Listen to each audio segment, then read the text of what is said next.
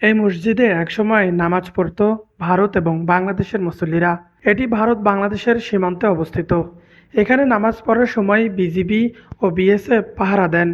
১৩০০ বছরের পুরনো এই মসজিদে দূর দূরান্ত থেকে শুক্রবার দিন নামাজ পড়ার জন্য আসেন অনেক মানুষ। মসজিদটির পাশেই রয়েছে একজন সাহাবীর কবরস্থান। বলা হচ্ছে ইসলাম প্রচারে এসে তিনি এখানে এই মসজিদটি নির্মাণ করেছিলেন এবং তার মৃত্যুর পরে তাকে এখানেই দাফন করা হয়েছে। তাই প্রতি শুক্রবার এখানে মান্যত করার জন্য হিন্দু মুসলিম সহ অনেক মানুষের আগমন ঘটে। বিশেষ করে নামাজ শেষে তবারক নেওয়ার দৃশ্যটি মনোমুগ্ধকর।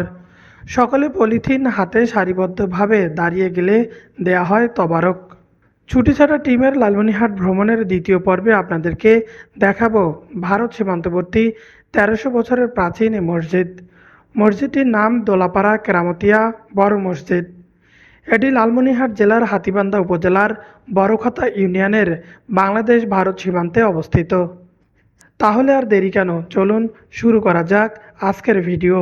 আর পুরো ভিডিও জুড়ে আপনাদের সঙ্গে রয়েছে আমি নূর মোহাম্মদ। উজু করতে যাদেরকে দেখছেন তারা কিন্তু ভারতের মাটিতে উজু করছে এবং বাংলাদেশের মসজিদে নামাজ পড়বে। গরুটি জঙ্গলে ঘাস খাচ্ছে, সেটি হলো ভারতে আর জিরো রেখা। এবং আমরা এখন রয়েছি ভারতে রয়েছি। এখানে অনেক নারী পুরুষ তারা আসেন নামাজ পড়ার জন্য। আমাদের ছুটি ছাড়া টিম তারাও চলে এসেছে। তারা কিন্তু এখন ভারতের ভিতরে রয়েছে।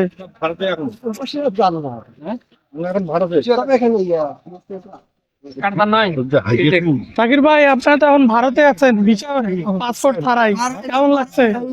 আমরা তো এইভাবে ভিসা পাসপোর্ট ছাড়া ভারত যাওয়ার অভিজ্ঞতা আছে। একবার আমরা তেঁতুলিয়ায় কলেজ থেকে গিয়েছিলাম, বাস থামে আমি ইস্যু করতে গেছিলাম।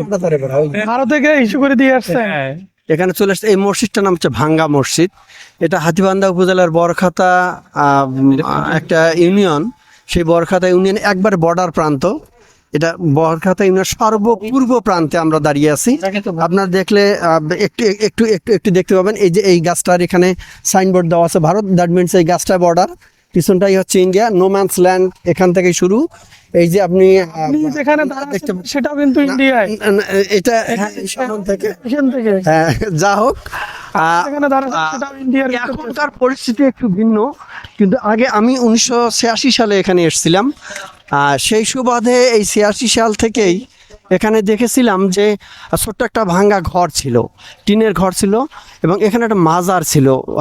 এই খুব বিখ্যাত একজন অলিয়া উলিয়া বোধ হয়, না হলেও হ্যাঁ অলিয়া উলিয়া না হলেও ওনাকে খুব মানত করতো সবাই। শুক্রবার হলেই সবাই চলে আসতো এখানে নামাজ পড়তে। আমরা আপনাদেরকে মসজিদের চত্বরটা একটু ঘুরে দেখাবো। এখানে যে গাছগুলো রয়েছে, গাছগুলোতে অনেক কাঁঠাল ধরেছে এবং এখানে একটা সুন্দর বট গাছ রয়েছে। দেখেন ভ্যানে ভ্যানে করে মানুষ কিন্তু আসছে এখানে, অনেক দূর দূরান্ত থেকে মানুষ আসছে। এই যে অটোতে করে আসছে, অনেক দূর দূরান্ত থেকে মানুষ এখানে আসছে। দেখছেন বন্ধুরা যে অনেক দূর দূরান্ত থেকে নারী পুরুষ সবাই আসছে এবং এই যে মোটরসাইকেল গুলো দেখেন যে অনেক দূর দূরান্ত থেকে। আমরা যেমন রংপুর থেকে আসছে এই মসজিদে নামাজ আদায় করার জন্য, এবং মোটরসাইকেল গুলো দেখেন যে মসজিদটা। এবং বলে রাখি এই মসজিদ নিয়ে আমার আরেকটি ভিডিও করা রয়েছে, সেটি শুক্রবারে না অন্য কোনো দিনে ছিল। এবারই শুক্রবারে আসলাম। আপনাদেরকে সেই ভিডিও লিঙ্কটা আমি ডেসক্রিপশন বক্সে দিয়ে রাখবো, সেখান থেকে আপনারা ভিডিওটা দেখতে পারবেন। এই যে এখানে দেখছেন যে যারা মিলাদ নিয়ে আসতেছে, বিভিন্ন দোয়া দেওয়ার পরে যে তবারক নিয়েছেন, সেই তবারক গুলো এখানে রাখা হচ্ছে বালতিতে করে। আপনাদেরকে যদি একটু দেখাই, চাল দুধ নিয়ে আসছে অনেকে এবং অন্যান্য যে জিনিসগুলো নিয়ে এসছে সেগুলো এখানে রাখা হয়। নামাজের পরে এইগুলো ওনারা শেষে এই চত্বরেই দেয়া হবে। এই যে যারা দিচ্ছে এরা সবগুলো কিন্তু একসঙ্গে মেশানো হবে, মিশিয়ে তারপরে এইভাবেই এই জিনিসটাকে দেয়া হয় যে এখানে যে যে যে জিনিসই নিয়ে আসুক না কেন তারা এইখানে বালতিতে এভাবে রাখবেন, রেখে সবগুলো একসঙ্গে করেই তারপরে এই জিনিসগুলো নামাজের পরে বিতরণ করা হবে। পরে সেই ঘরের ভিতরে সেই জিনিসগুলোকে রাখা হবে, রাখার পরে এখানে মিশেল করা হবে, মিশেল করার পরে দেওয়া হবে। ভাই ঢোকা যাবে? এই যে এখানে দেখতেই পাচ্ছেন যে এখানে কুরমা রয়েছে, জিলাপি রয়েছে, মিষ্টি জাতীয় যে জিনিসগুলো রয়েছে সেগুলো এখানে সবগুলো মিক্সড করা হচ্ছে। মিক্সড করার পরে নামাজের পরে এগুলো দেওয়া হবে না ভাই? আপনার কাছে একটু জানতে চাই এই সম্পর্কে, কতগুলো মানুষ এখানে ভাই একটু বলবেন যে এই জিনিসগুলো কিভাবে বিতরণ করা হয় বা কিভাবে এই জিনিসগুলো এখানে আসে? ভাই যা কিছু আছে তাকে এখানে দিয়ে মিক্সার করা হয়। মিক্সার করার পরে মোনাজাতের শেষে এরা আবার সবাই লাইন ধরে তবার দেওয়া হয়। এখানে কি কারণে এই জিনিসগুলো মানুষ দেয়? মানুষের মানাসিনে করে মনে আশা পূরণ হয়। কত দূর থেকে মানুষ আসে এখন? যে ভাই অনেক দূর থেকে কতদিন থেকে এই কালচারটা? আমার জন্ম রাখতে হবে আমি জানি না। বাইরে যে চত্বরটা দেখছেন এখানে কিন্তু অনেক দূর দূরান্ত থেকে অটোতে করে মানুষ এসেছে, সেই জন্য এই মাঠটাতে তারা এই অটোগুলো রেখে মসজিদে গিয়েছে। এই চত্বরটাতে ছায় সামনে দেখছেন যে অনেক সুন্দর একটা কাঁঠাল বাগান রয়েছে, সেই কাঁঠাল বাগানে অনেক দূর দূরান্ত থেকে মানুষ এসে এই বাগানটাতে তারা গাড়ি রাখছেন। এই যে দেখছেন যে মানুষ আসবে, 1:30টায় নামাজ শুরু হবে, এখনো 20 মিনিট বাকি রয়েছে। 20 মিনিটে আর আগে আপনাদেরকে একটু এই মাঠটা ঘুরে দেখাতে চাই। আমার ছুটি ছাড়া টিমের সদস্য তারা যে কই গেছে তাদেরকে খুঁজে পাচ্ছি না।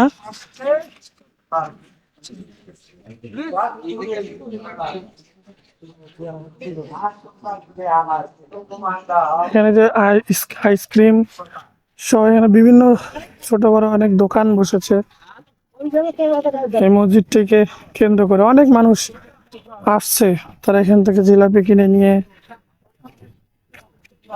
ওইখানে দিচ্ছে, তারপরেই সবগুলো একসঙ্গে মিক্সড করা হচ্ছে। যে এই মসজিদকে কেন্দ্র করে প্রতি শুক্রবারেই এখানে দোকান বসে, বিভিন্ন দোকান এখানে বসে।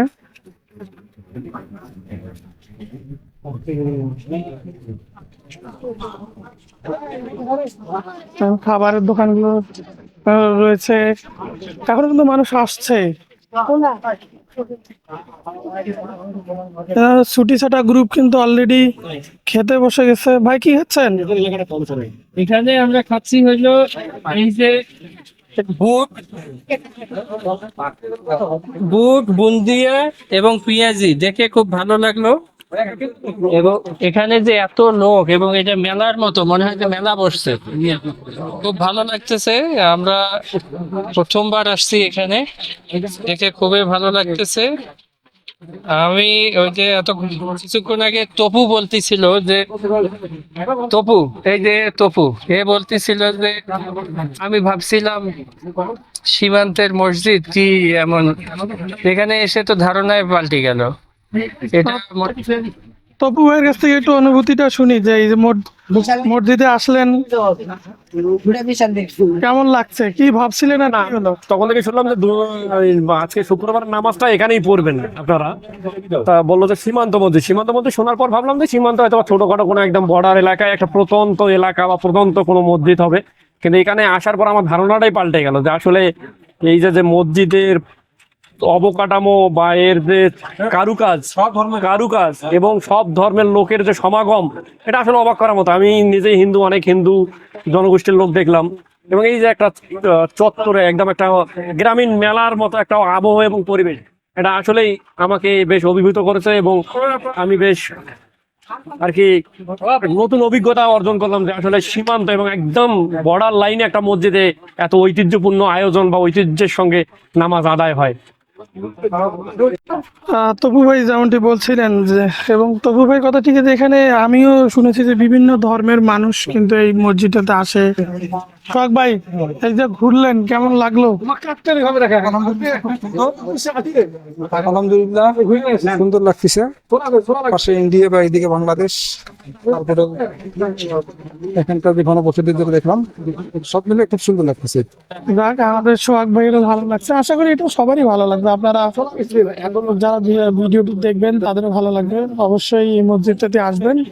এটি হলো হাতীবান্ধা উপজেলার বড়খাতা ইউনিয়নে এই মসজিদটি, অবশ্যই আপনারাও আসবেন।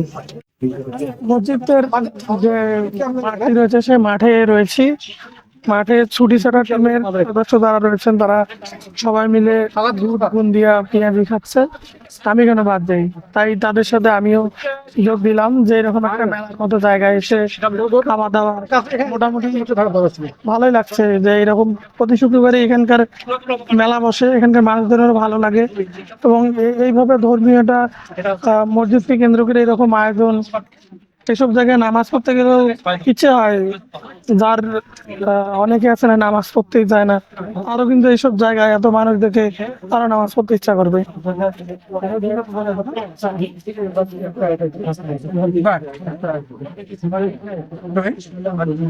এর আগে আপনাদেরকে দেখিয়েছি কিভাবে জিলাপি সবকিছু একখানে মিশায়। চেষ্টা করবো নামাজের পরে সেটিও দেখাতে এবং সেটি নিয়ে আমিও খাইতে। ব্রাজিল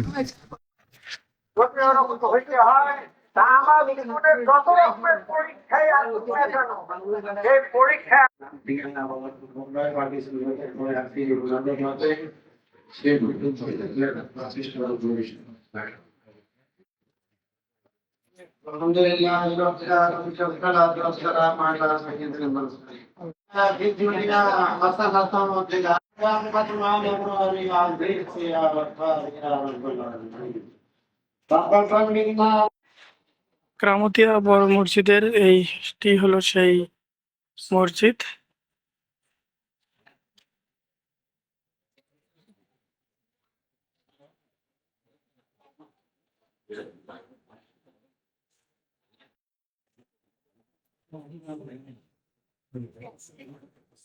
এটি ছিল সেই পুরাতন মসজিদ। এই মসজিদ থেকে সংস্কার করা হয়েছে, উপরে টাইলস দেওয়া হয়েছে, কিন্তু যে বড় যে মসজিদটা রয়েছে সেই মসজিদের ভিতরেই কিন্তু এই ছোট মসজিদটি রেখে তারা রেখে দিয়েছে এবং দূর দূরান্ত থেকে অনেকে আসছেন, মসজিদের সঙ্গে ছবি তুলছেন, মসজিদ এটিকে ভিডিও করে রাখছেন। তারা যারা এখানে দূর দূরান্ত থেকে আসছেন, এখানে যারা নামাজ পড়ছেন তারা কিন্তু সকলেই অনেক দূর দূরান্ত থেকে এসেছেন। আমরা যেমন রংপুর থেকে এসেছি, সে এরকম অনেকে লালমনিরহাট, পাটগ্রাম বা অনেকে রংপুর থেকেও নামাজ পড়ার জন্য এই মসজিদে এসেছেন।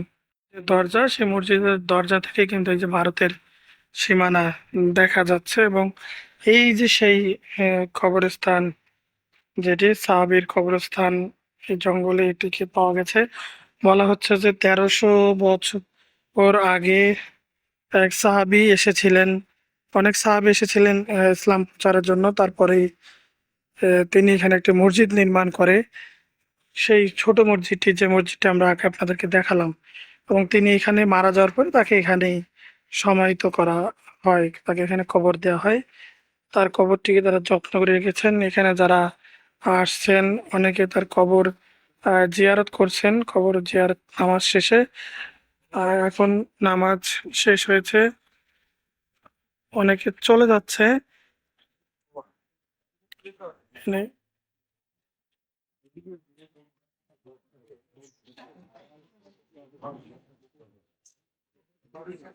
এখানে বিজিবির সদস্য যারা রয়েছেন নিরাপত্তার দায়িত্বে এখানে এসেছিলেন, তারাও নামাজ আদায় করছেন।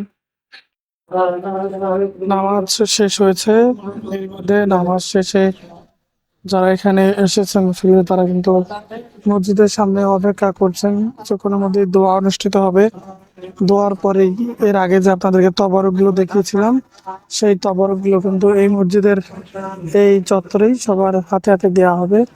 যারা স্থানীয় রয়েছেন তারা কিন্তু অনেকে চলে যাচ্ছেন, আর যারা তবারক নিয়ে যাবেন এখানকার তারা কিন্তু এই এখনো এখানে অপেক্ষা করছেন। অনেকে দূর দূরান্ত থেকে এসেছেন, তারা কিন্তু মসজিদটির সামনে দাঁড়িয়ে ছবি তুলছেন এবং এখানে যে সাহাবীর কবর রয়েছেন সেই কবর জিয়ারত করছেন অনেকে। আর কালো কাপড়টি যে দেখছেন, সেই কালো কাপড়ের ওপারে নারীদের জন্য নামাজের ব্যবস্থা রয়েছে, সেখানেই তারা নামাজ আদায় করেন। বন্ধুরা, একটা বিষয় আপনাদেরকে জানিয়ে রাখি, যারা পানি পড়া নেন হুজুরের কাছে এবং বিভিন্ন মান্যত করে থাকেন, দোয়া চান, তারা কিন্তু এই যে ছোট ঘরটি যে দেখছেন, এই ঘরের সামনে এসে এখানে হুজুরের কাছ থেকে পানি পড়া নিয়ে যান। তারপরে হলো এখানে এসে মানত করেন অনেকে, ছাগল, হাঁস, মুরগি বিভিন্ন কিছু দিয়ে থাকেন। এই যে দেখছেন যে ঘরটির ভিতরে ছাগল দেয়া আছে, তাদের নাম লেখা হচ্ছে, নাম লিখে রাখছেন। চত্বরে মানুষ আসছেন অনেক দূর দূরান্ত থেকে, তারা আসছেন, দেখছেন মসজিদটি ঘুরে ঘুরে। আর এই গাছে কিন্তু সাইনবোর্ড দেওয়া আছে, মসজিদ চত্বরে নবজাতকের মাথা নেড়া, চুল কাটা, নেড়া করা আর এটা বেদাত, এইটা করা যাবে না, এমনটি মসজিদের গাছগুলোতে সাইনবোর্ড দেওয়া আছে। এবং আরেকটি গাছে সাইনবোর্ড দেওয়া আছে, ভারতে প্রবেশ নিষেধ, কোনো প্রবেশ করিলে ইহার দায়বদ্ধ থাকবে যে প্রবেশ করবে তিনি নিজেই। আবার আপনাদেরকে দেখাই যে এই জঙ্গলটি পুরোটাই নো ম্যানস ল্যান্ড বলা হয়, সেটি হলো এটি। বন্ধুরা, আপনাদেরকে আরেকটি বিষয় বলে রাখি যে এই মসজিদে দেশ ভাগ হওয়ার আগে কিন্তু এই ইন্ডিয়া এবং বাংলাদেশ দুই দেশের মানুষ নামাজ পড়তো, এবং কিছুদিন আগেও কিন্তু এই দুই দেশের মানুষ এই মসজিদটিতে নামাজ আদায় করত। কিন্তু বর্তমানে সীমানার কড়াকড়ির কারণে তারা কিন্তু এখন এই মসজিদে নামাজ পড়তে পারেন না।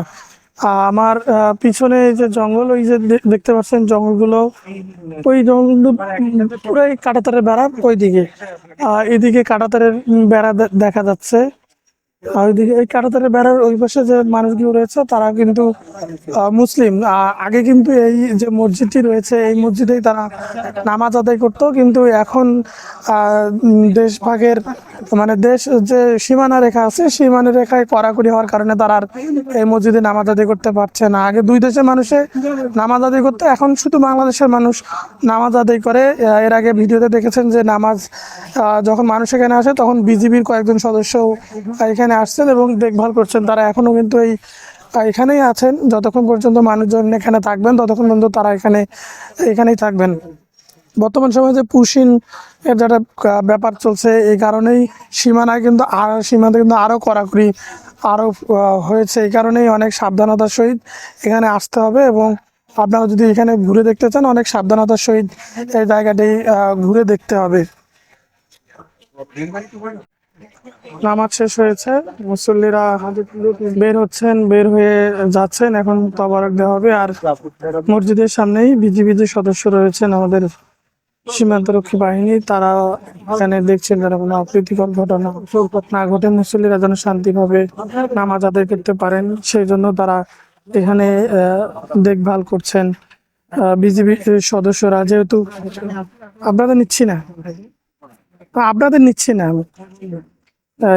মুসল্লিরা এর মধ্যে নামাজ শেষ করে তারা কিন্তু এই যে চত্বরটা দেখছেন, চত্বরটায় এসে এখানে এসে তবারক বিতরণ করা হবে। তবারক বিতরণের পরেই তারা এখান থেকে চলে যাবেন।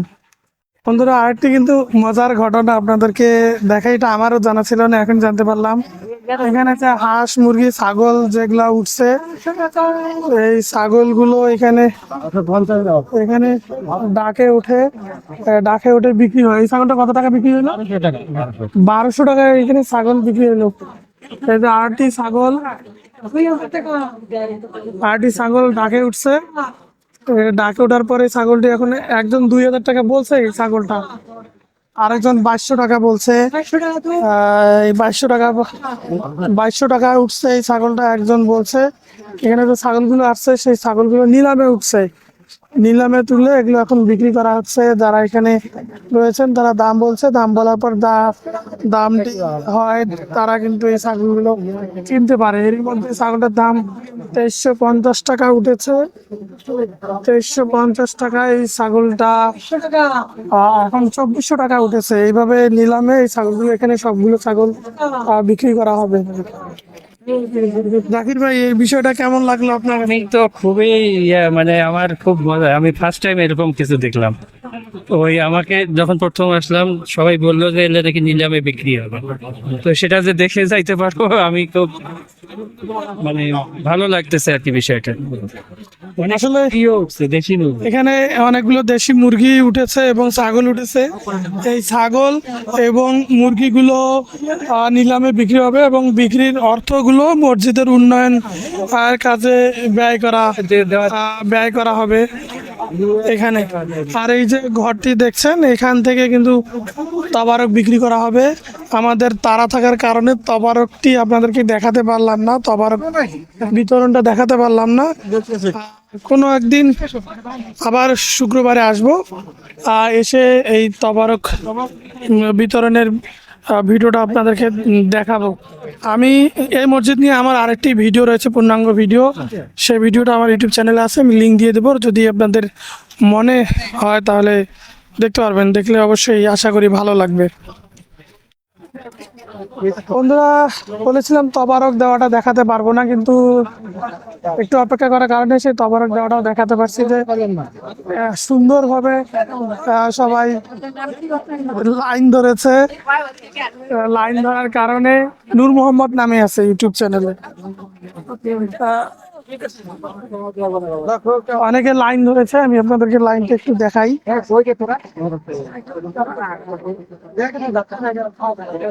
বাপরে, জায়গায় দিচ্ছে না। ভাগ করো। হাতে পলিথিন নিয়ে সবাই দাঁড়িয়ে গেছে তবারক নেওয়ার জন্য।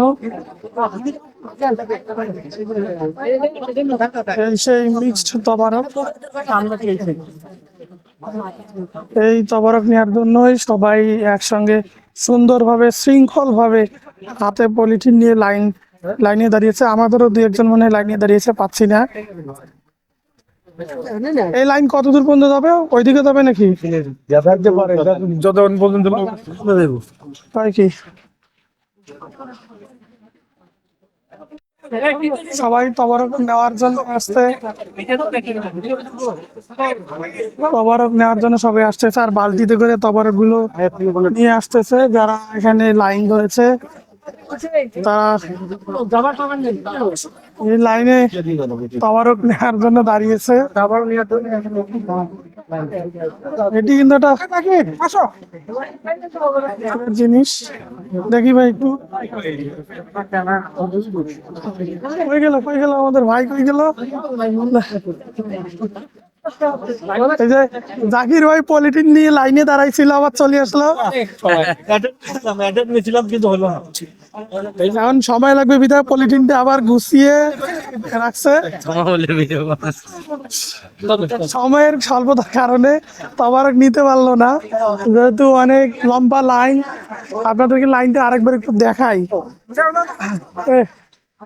এই যে এদিকে লাইন হয়ে এইদিক দিয়ে পুরো লাইন ওইদিক পর্যন্ত চলে গেছে।